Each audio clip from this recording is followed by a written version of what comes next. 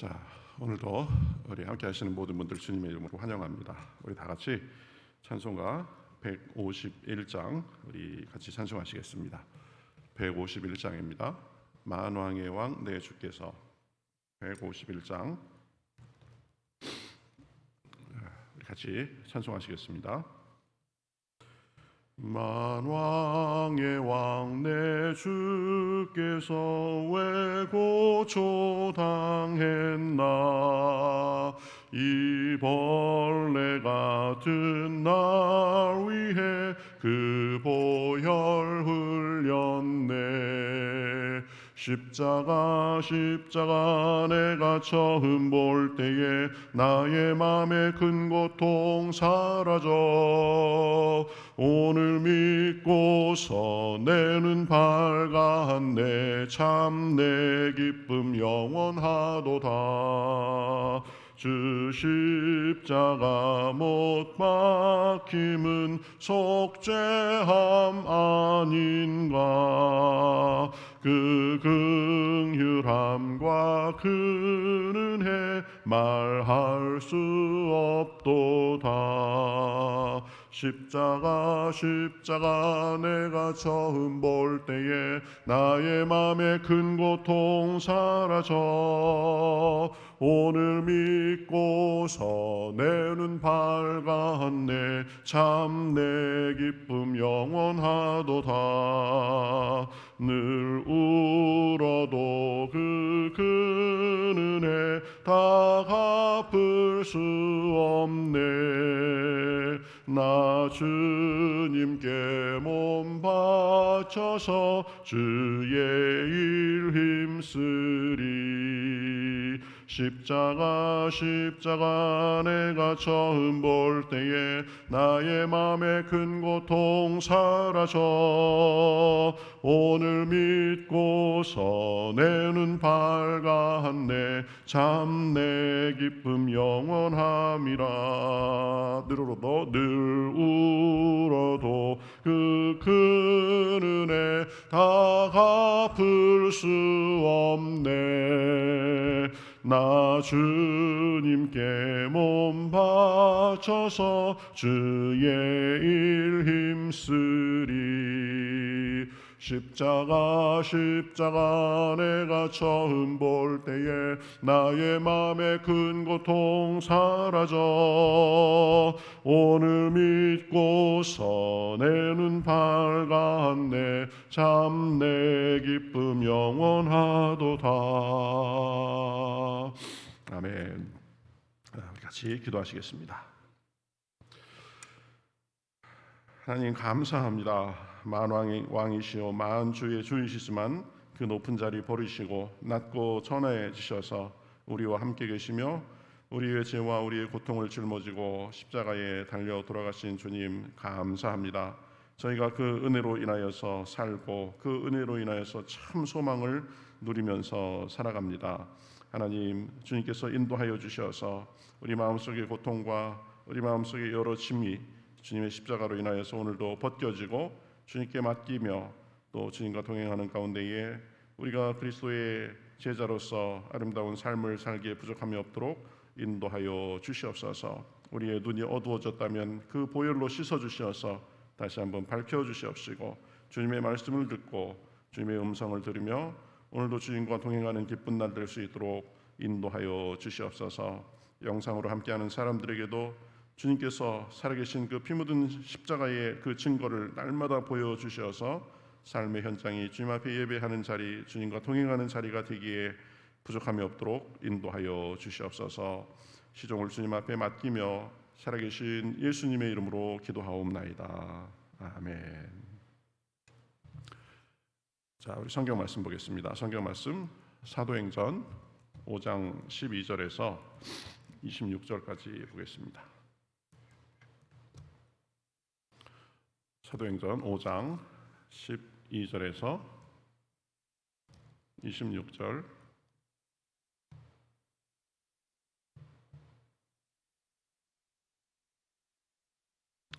자, 12절부터 한 절씩 교독하겠습니다.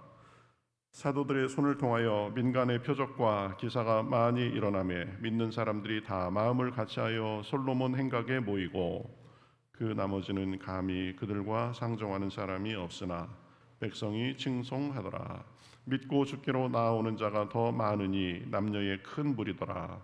심지어 병든 사람을 메고 거리에 나가 침대와 요 위에 누이고 베드로가 지나갈 때에 혹 그의 그림자라도 누구에게 덮일까 바라고 예루살렘 부근에 수많은 사람들도 모여 병든 사람과 더러운 귀신에게 괴로움을 받는 사람을 데리고 와서 다 나음을 얻으니라.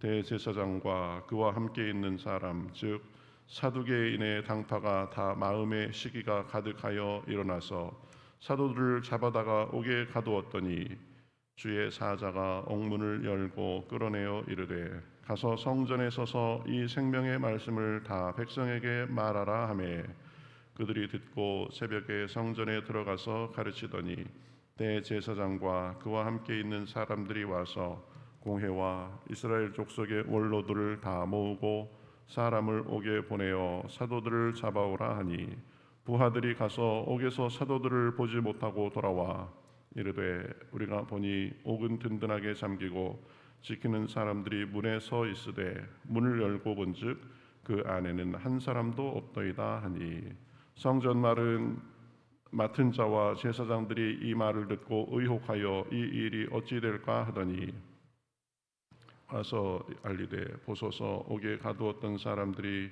성전에 서서 백성을 가르치더이다 하니 성전 맡은 자가 부하들과 같이 가서 그들을 잡아왔으나 강제로 못함은 백성들이 돌로 칠까 두려워함이더라. 아멘. 자, 우리 사도행전 계속 보고 있습니다.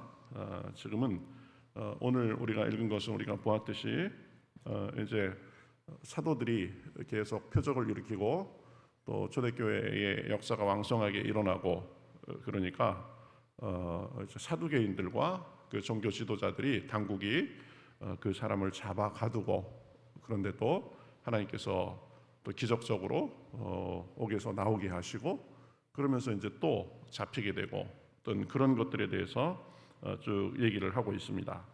12절에 보면 사도들의 손을 통하여 민간의 표적과 기사가 많이 일어나매 그래가면서 사람들이 모이고 그리고 보면 백성이 칭송하더라 이렇게 되어 있습니다. 백성이 칭송하더라.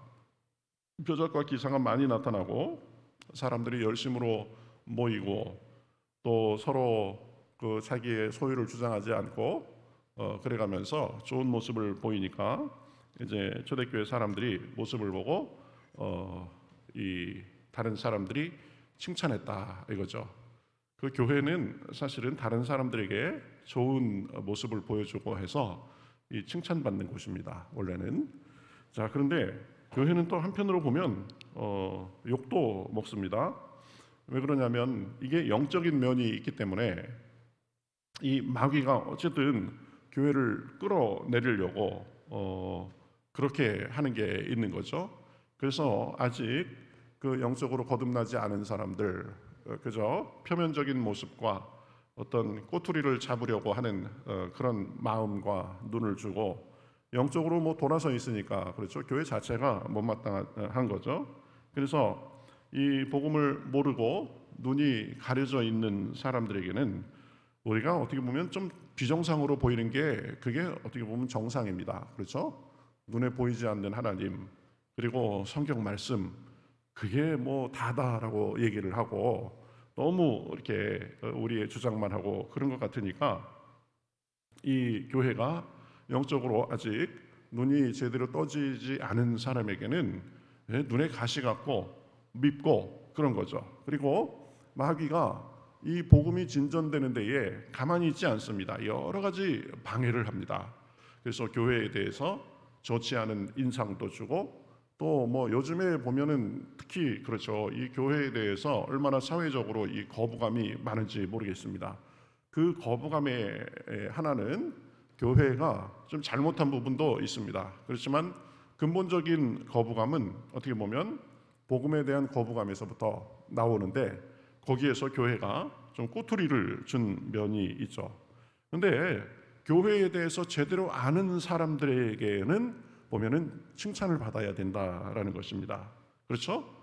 내가 그냥 겉모습만 봤었는데 저 사람들 하는 거 보니까 저 사람들 정도라면 우리가 욕할 게 없겠다. 저 교회 정도라면 우리와 같이 있고 우리 동네에 있어가지고 훨씬 더 유익이겠다. 이런 것들을 알게 되면 그 교회에 대해서는 칭찬하게 되는 거죠. 그렇죠? 그 교회는 좀 달라. 그 교회 사람들은 좋은 사람들이야.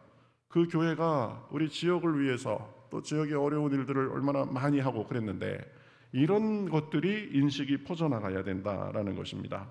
저 사람들 얼굴을 봐봐. 저 사람들 매너나 하는 거를 봐봐.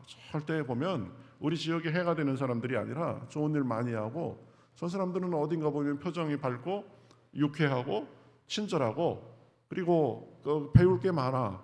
이런 인상을 주면 보면 교회에 대해서 배척하지가 않는 거죠. 처음에 그냥 막연히 거부감이 있었어도 좋은 모습을 보면 달라질 수 있다. 지금 이 초대교회에 대해서 일반에서 박해하는 사람들도 많이 있었지만 보면 백성이 칭송하더라. 그 이유가 그것입니다. 옛날에는 교회 하나가 파출소 하나보다 훨씬 낫다. 이런 얘기가 우리 한국 사회에 통용이 됐었다고 합니다. 가만히 생각해 보면 그래요. 그죠? 사람이 변하고 또 뭐 술주정뱅이 맨날 노름하고 이랬던 사람들이 변하고 집안에 싸움이 끊이지 않았는데 집안에 복음이 들어가니까 집안 분위기가 달라지고 이런 걸 봐가면서 그렇게 좋은 얘기를 한 거죠. 뭐 파출소보다 나은 것 뿐이겠어요. 보면은 학교나 상담소 이런 데가 어떻게 보면 더 근본적인 교육적이고 계몽적이고 또 삶의 문제에 해결을 해주고 사실은 그런 곳이다. 이 병원과 같고 학교와 같고 또 많은 사람들이 달라지는 그런 교화소와 같은 곳이 교회입니다. 그렇기 때문에 그것이 복음 전파와 더불어서 교회의 좋은 모습으로 쫙 이렇게 좀 같이 나타나야 된다라는 거죠. 그런데 요즘 교회의 모습을 보면 누가 이런 말 하는 걸 제가 오래전에 들었는데요. 제가 그게 있지를 않습니다. 어느 신문인가 이런 글에서 본 건데 옛날에는 교회가 교회다웠기 때문에 핍박을 많이 받았다는 거예요. 복음에 대해서 타협하지 않고 뭐 또 제사나 뭐 여러 가지 뭐 예배 참석이나 이런 것들 우리나라에 아직도 믿지 않는 사람들이 교회에 대해서 잘 모르고 그럴 때 예수쟁이 그럴 때 그때는 교회가 교회다웠기 때문에 교회다운 것 때문에 핍박받았다라고 합니다. 그런데 요즘도 교회가 참 옛날보다 더 욕을 먹고 사람들의 조롱과 비웃음의 대상이 되기도 하고 그러는데 요즘에는 교회가 너무 교회답지 않기 때문에 이 핍박을 받고 그런다라는 것입니다. 그러니까 특히 우리 한국 사회에서 참 문제되는 게 그 세습이죠. 세습. 자기 자식에게 목회 자리를 그대로 물려주는 것. 뭐 피치 못하게 뭐 일부에서 그러면 모르겠지만 한국 교회에 지금도 만연한 현상입니다. 그래서 뭐 세습 금지법 뭐 이런 게 하고 자기 자식에게 바로 물려주기 어려우니까 친구들끼리 이렇게 모르게 해가지고 돌려서 세습하고 막 이런 게 많이 있는 거 아니에요? 이게 지금 우리 사회적으로 굉장히 이 조소거리가 됐습니다. 그러니까 그런 부분에 대해서 특히 조심하고 좀 그래야 되는데 그렇지 않고 어떻게 하면 자기 자식에게 물려줄까 무리를 해서라도 그런 사람들이 많이 있습니다. 저는 한편으로 보면 그래요. 그런 마음도 들 것 같다라는 생각이 듭니다. 자기가 평생을 늘 기도해가면서 그리고 목회해가면서 일구고 가꾼 교회인데 그게 어떻게 아깝거나 마음에 미련이 남지 않겠습니까? 그렇지만 가만히 생각해 보면 목회는 하나님의 종으로서 하나님의 일을 한 거지 자기 무슨 뭐 비즈니스하고 사업체 갖고 그런 거 아니잖아요. 하나님께서 너 있는 기간 동안 열심히 해라 그런 거지 거기에서 뭐 만세반석을 누려라 이런 거 아닌데 제가 보기엔 좀 착각하는 것 같습니다. 애착이 없을 수는 없겠지만 그러나 하나님께서 일을 하라고 하실 때까지 하고 그 다음에는 하나님께 맡기고 자기는 이제 거기에서 손을 떼야 되는데 그렇게 안 되는 거죠. 그러니까 세상 사람들에게 좀 조소가 되는 것입니다. 또 세상의 빛과 소금이 돼서 세상이 썩지 않도록 또 어두운 구석이 더 없어지도록 이렇게 해야 되는데 세상을 선도하는 입장이 아니라 세상을 따라가기에 급급한 그런 모습이 많이 됐습니다. 사실은 정신문화를 그 사회의 정신문화를 가장 책임져야 될 곳이 어디예요? 교회입니다. 교회. 그렇죠? 세상에 이 눈에 보이는 게 다가 아닙니다. 너무 그렇게 물질주의, 성공 만능주의, 그저 표면적으로 그러고 이 너무 명분만을 내세우고 그래가지고 정말 중요한 그 정의와 사랑, 희생, 헌신 이런 거에 대해서 우리가 잊고 살면 안 됩니다. 사회가 더 정의롭고 따뜻한 사회가 돼야 됩니다.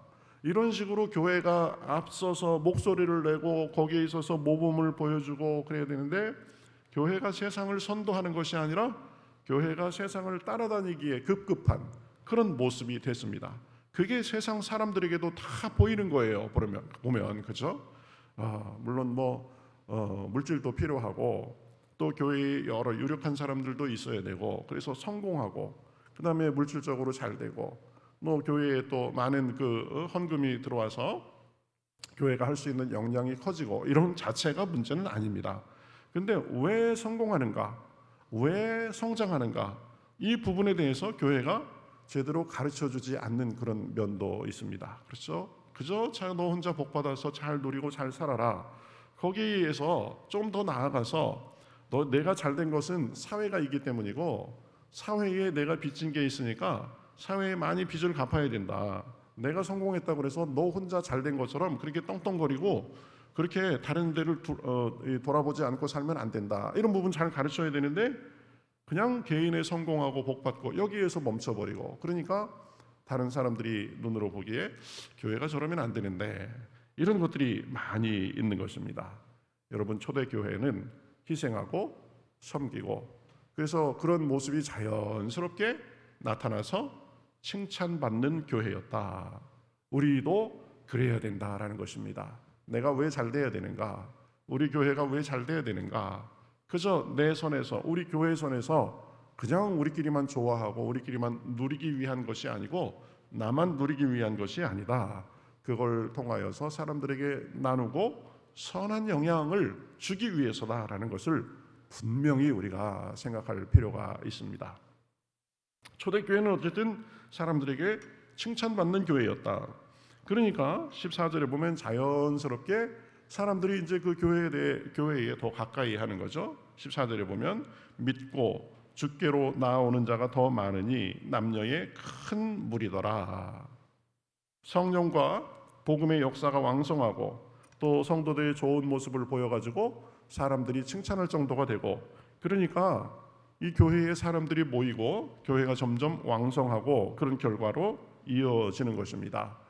우리가 뿌리가 튼튼하면 나무는 잘 자라게 돼 있다 그러잖아요.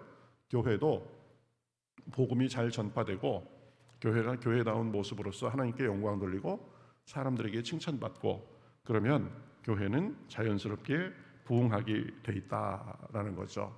부흥 그러는 것보다 우리 본연의 일을 잘 하면서 주변에 좋은 모습을 보이면서 꾸준히 그렇게 우리 일을 해나가면 교회는 부흥하고 선한 영향을 끼치게 돼 있다라는 것입니다. 우리 초대교회가 그랬다라는 거죠. 그래가면서 이제 성령으로 인해서 치료의 역사도 많이 나타나고 그랬습니다. 정말 살아있는 교회, 성령의 역사가 왕성한 교회가 된 거죠. 이 성령의 역사가 왕성하고 그래서 교회 자체 내로도 좋은 모습이 참 많고 그것이 다른 사람들에게도 알려져서 칭찬을 받고 또 믿는 사람들의 수가 폭발적으로 늘어나고 그랬는데 보면 이 영적인 일이기 때문에 이 영적으로 잘된 일 속에도 보면 늘 반대급부가 방해 세력이 있는 것을 볼 수가 있습니다. 대제사장과 그와 함께 있는 사람 즉 사두개인의 당파가 다 마음에 시기가 가득하여 일어나서 사도들을 잡아다가 옥에 가두었더니 이렇게 말합니다. 영적인 역사가 왕성한데 그런 만큼 이 마귀와 이 반대하는 사람들, 교회를 어떻게든 이 끌어내리려고 하는 사람들의 역사도 그만큼 왕성해진다. 그러니까 성령의 역사가 강할수록 이 악령의 역사도 틈을 타려고 그만큼 많아진다라는 것을 우리가 알 수 있습니다. 지금 그 악령의 역사에 이 대리 노릇을 하는 사람들이 누구냐면 이 사두개인과 이 제사장들, 이런 사람이죠. 그런데 여러분, 그 사람들이 사도들을 잡아다가 집에 옥에 가두었는데요, 그 사람들의 속 마음이 뭐예요? 시기가 가득해서 그랬다라는 것입니다. 그렇죠?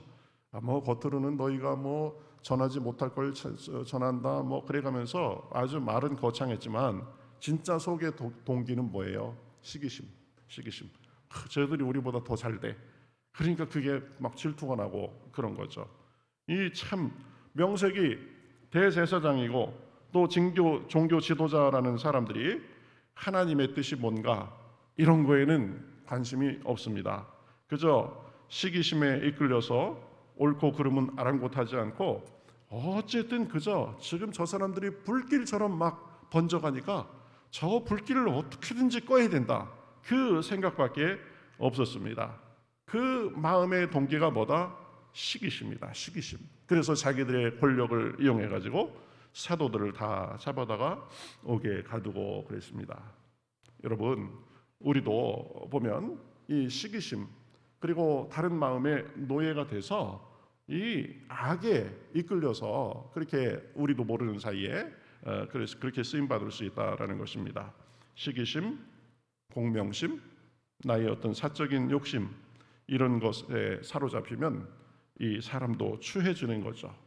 그러다 보면은 어느덧 하나님 두려운 것도 잊어버리고 하나님의 일에 역행하는 그런 데에 자기도 모르게 이렇게 쓰임 받고 그럴 수가 있다라는 것입니다. 그래서 우리는 늘 하나님께 집중하면서 우리의 삶을 맡기면서 살지만 한편으로는 우리의 동기가 무엇인가, 이것을 끊임없이 점검해 봐야 됩니다.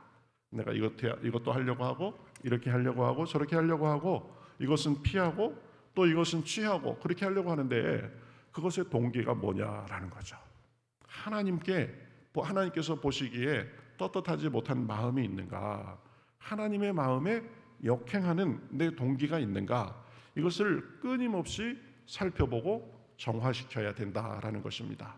하나님이 그때 내가 왜 그렇게 생각하고 그렇게 행동했냐라고 물으신다면 그때 제가 이러해서 이렇게 했습니다라고 말씀드릴 수 있어야 된다라는 거죠.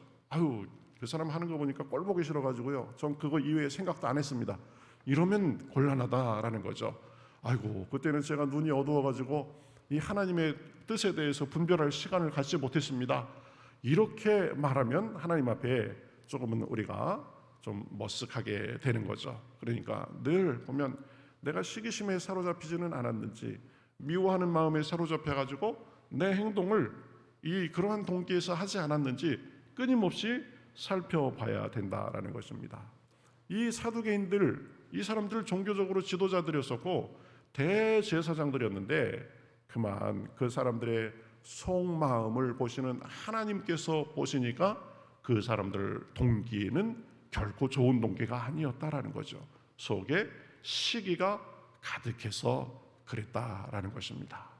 우리가 기도하면서 늘 우리의 마음을 살펴봐야 되는 이유가 여기 있습니다. 그리고 늘 주님과 동행해야 되는 이유가 또 여기 있습니다.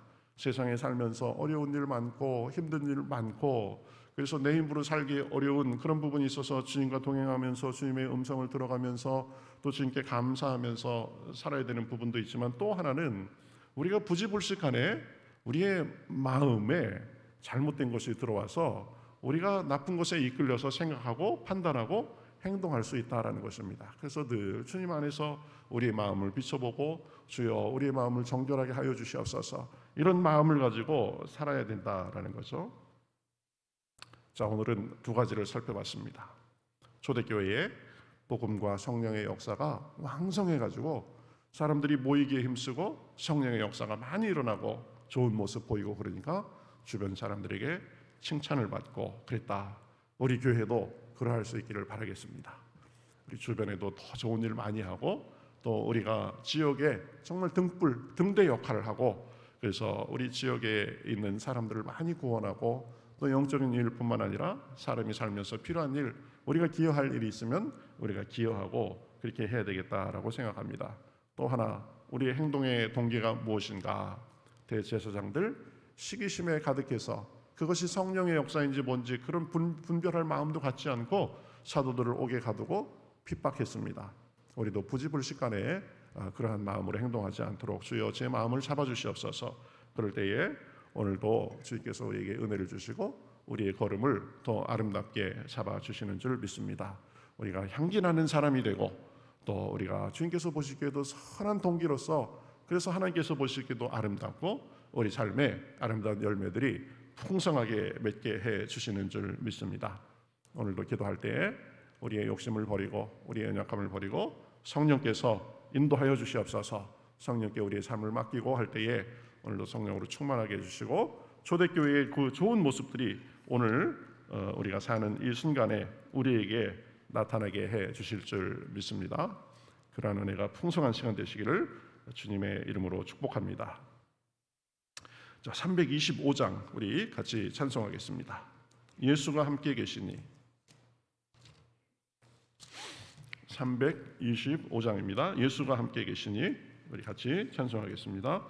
예수가 함께 계시니 시험이 오나 겁없네. 기쁨의 근원 되시는 예수를 위해 삽시다. 날마다 주를 섬기며 언제나 주를 기리고 그 사랑 안에 살면서 가지 맙시다. 이 세상 사는 동안에 주 이름 전파하면서 무한한 복락 주시는 예수를 위해 삽시다. 날마다 주를 섬기며 언제나 주를 기리고 그 사랑 안에 살면서 딴 길로 가지 맙시다. 이 세상 친구 없어도 예수는 나의 친구니 불의한 일을 버리고 예수를 위해 삽시다. 날마다 주를 섬기며 언제나 주를 기리고 그 사랑 안에 살면서 딴 길로 가지 맙시다. 주께서 심판하실 때 잘했다 칭찬하리니 이러한 상급 받도록 예수를 위해 삽시다. 날마다 주를 섬기며 언제나 주를 기리고 그 사랑 안에 살면서 딴 길로 가지 맙시다. 아멘.